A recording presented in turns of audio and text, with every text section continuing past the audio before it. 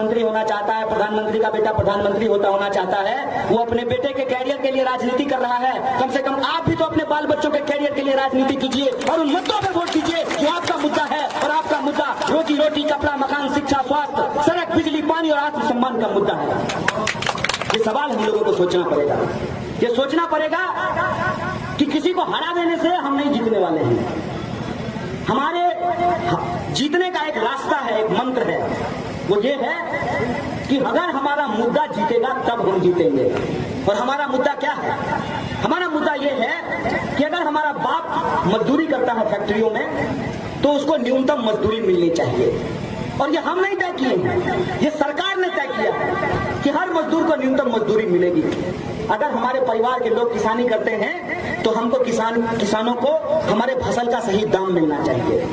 अगर हमारे पिताजी नौकरी करते हैं तो उनको ओवर टाइम का दाम मिलना चाहिए। ये इतने पुलिस के लोग खड़े हुए हैं सामने में, इनके बारे में आप बुरा बहुत सुने होंगे।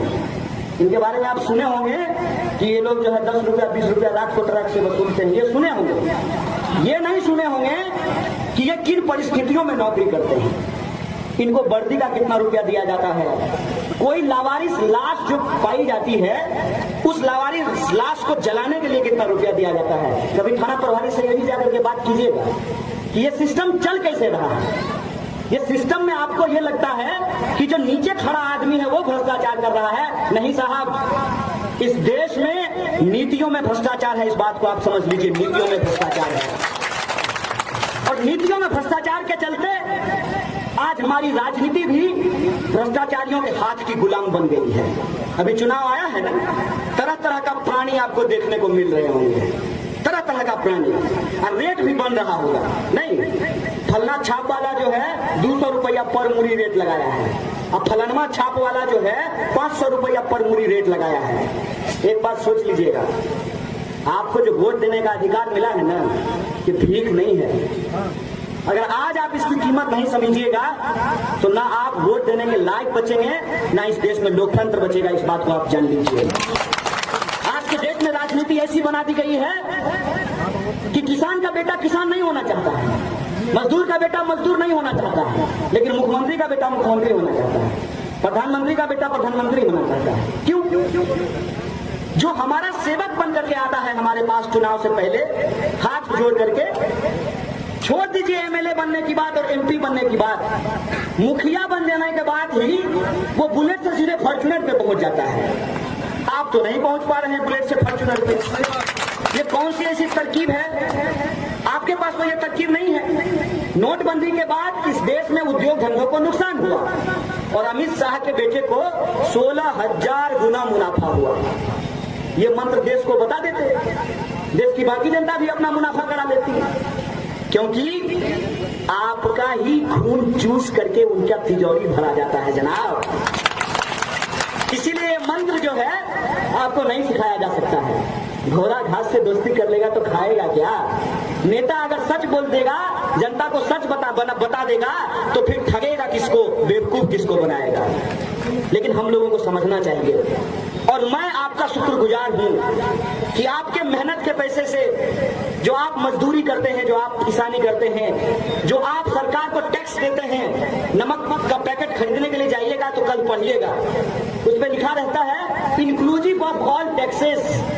नमक से लेकर के कलम तक, डीजल से लेकर पेट्रोल तक, हर चीज में जो आप टैक्स देते हैं, उस टैक्स के पैसे से इन पुलिस वालों को वेतन भी मिलता है और हमारे जैसे कमजोर परिवार के बच्चे, उनको पढ़ने के जो यूनिवर्सिटी है उसके टीचर को तनख्वाह भी मिलता है। अगर सरकारी यूनिवर्सिटी नहीं होती तो हम लोग पढ़ नहीं पाते।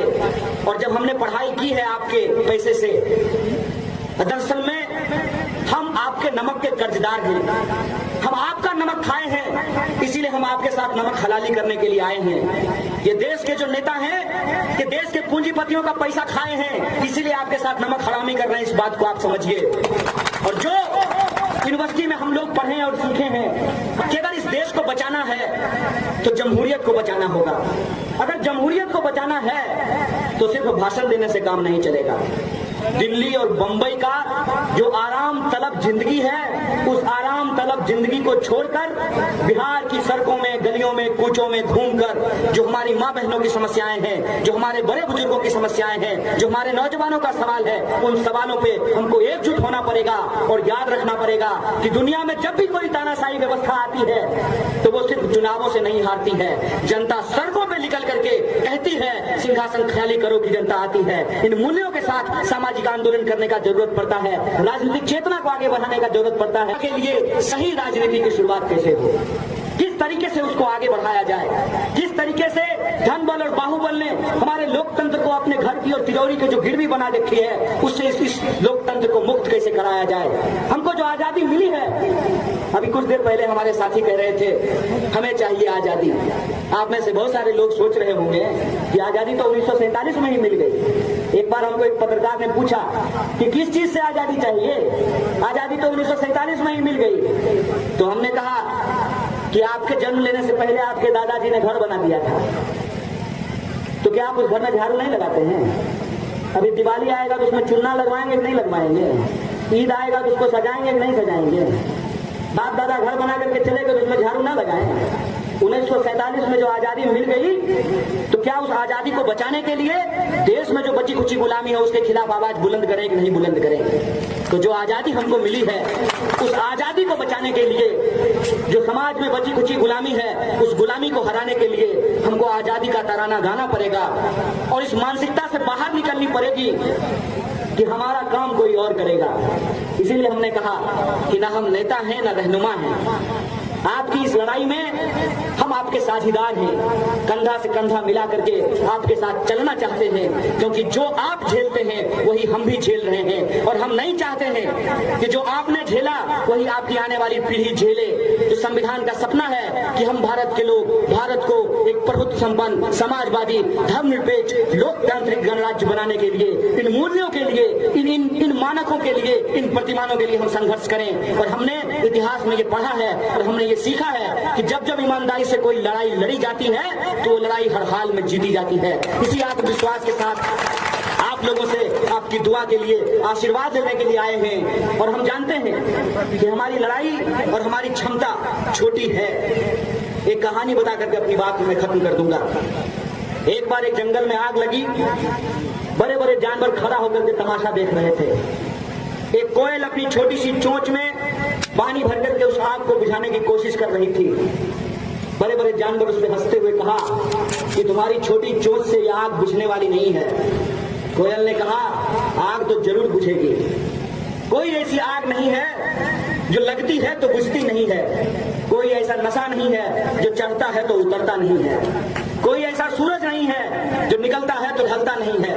ये आग तो बुझेगी, लेकिन याद रखना तुम्हारा नाम आग लिखाने वालों में और हमारा नाम आग बुझाने वालों में लिखा जाएगा। आज समाज में जो नफरत की आग है, अपनी छोटी ताकत से हम उसको बुझाने की कोशिश कर रहे हैं, क्योंकि हमारे पास खोने के लिए कुछ नहीं है और जीतने के लिए आप तमाम आम आवाम का दिल है। हम आपकी दुआ चाहते हैं, आपका दिल से आशीर्वाद चाहते हैं। पूरे देश को एक संदेशा जाए कि हम पढ़े लिखे नौजवान के साथ खड़े होंगे, हम ऐसे नौजवान के साथ खड़े होंगे जो पैसे पे बिकेगा नहीं, जो ईडी और सीबीआई से डरेगा नहीं, जिसको जेल से डर नहीं लगता है, जिसको गोलियों से डर नहीं लगता है। वो साहस के साथ इस सत्ता के सामने आंख से आंख मिला करके खड़ा हो और न्याय के पक्ष में, बराबरी के पक्ष में, संवैधानिक मूल्यों के पक्ष में आप तमाम आम आवाम के लिए और इस बात के लिए कि किसान को किसानी का दाम, मजदूर को मजदूरी का दाम, सबको शिक्षा, सबको काम, हिंदू हो मुसलमान, सबको मिले बराबर का